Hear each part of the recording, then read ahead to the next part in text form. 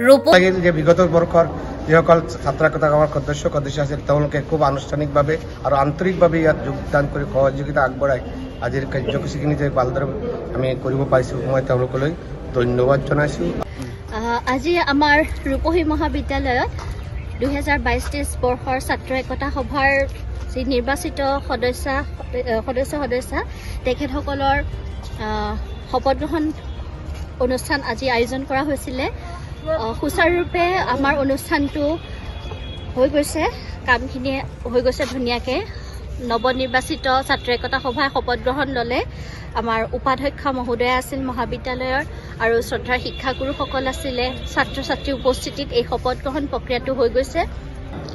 তাৰ পিছৰে পৰা আমি কলেজৰ হকে বা কলেজৰ হৈ ছাত্ৰ ছাত্ৰীৰ হৈ যিমানখিনি কৰিছোঁ আমাৰ ৰূপহী মহাবিদ্যালয়ৰ শ্ৰদ্ধাৰ শিক্ষাগুৰুসকলে দৃষ্টিগোচৰ আছে।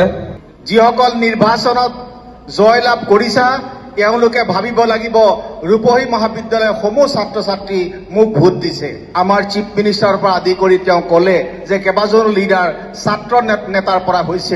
নৱনিৰ্বাচিত ছাত্ৰ একতা সভাই আজি শপত গ্ৰহণ ল'লে, শপত গ্ৰহণ অনুষ্ঠানত ভাগ ল'লে। আৰু বৰ্তমান 2022-23 বৰ্ষৰ ইউনিয়নসকলক শুভেচ্ছা জনাব বিচাৰোঁ। শপত লোৱা সময়ত শপত খাই আল্লাহৰ নামত ঈশ্বৰৰ নামত তেনেকৈ যাতে সেই কথাটো যাতে ঠিক ৰাখিব পাৰে। আমাৰ প্ৰাক্তন ছাত্ৰ একতা সভাৰ সকলো সদস্য উপস্থিত থাকিল আৰু এইটোৱে ভাল লাগিল যে বিগত বৰ্ষৰ যিসকল ছাত্ৰ একতাৰ সদস্য আছিল তেওঁলোকে খুব আনুষ্ঠানিকভাৱে আৰু আন্তৰিকভাৱে ইয়াত যোগদান কৰি সহযোগিতা আগবঢ়াই আজিৰ কাৰ্যসূচীখিনি যে ভালদৰে আমি কৰিব পাৰিছোঁ মই তেওঁলোকলৈ ধন্যবাদ জনাইছোঁ। ইউনিয়ন ইনচাৰ্জত প্ৰেচিডেণ্ট, ভাইচ প্ৰেচিডেণ্ট আৰু জেনেৰেল ছেক্ৰেটাৰী থাকিব।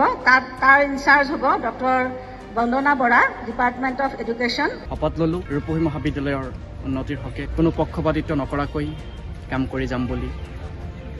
আৰু আগৰ যিটো আছিলে তেওঁলোকেও ভাল আছিলে, কিন্তু তাতকৈ আৰু অধিক শক্তিশালী হ'ব বুলি আমাৰ এই নৱনিৰ্বাচিত প্ৰাৰ্থী মই আশাবাদী। সাধাৰণ সম্পাদক ইলিয়াছ আলী আহমেদ, তেখেতো আমি জনা সত্ত্বে বহুতো কাম কৰিব পাৰিব বুলি আমি সকলোৱে যাতে আশাক সহযোগ কৰোঁ সেই বুলি মই ছাত্ৰ ছাত্ৰীৰ ফালৰ পৰা আন্তৰিকতাৰে ধন্যবাদ ও কৃতজ্ঞতা জ্ঞাপন কৰিছোঁ।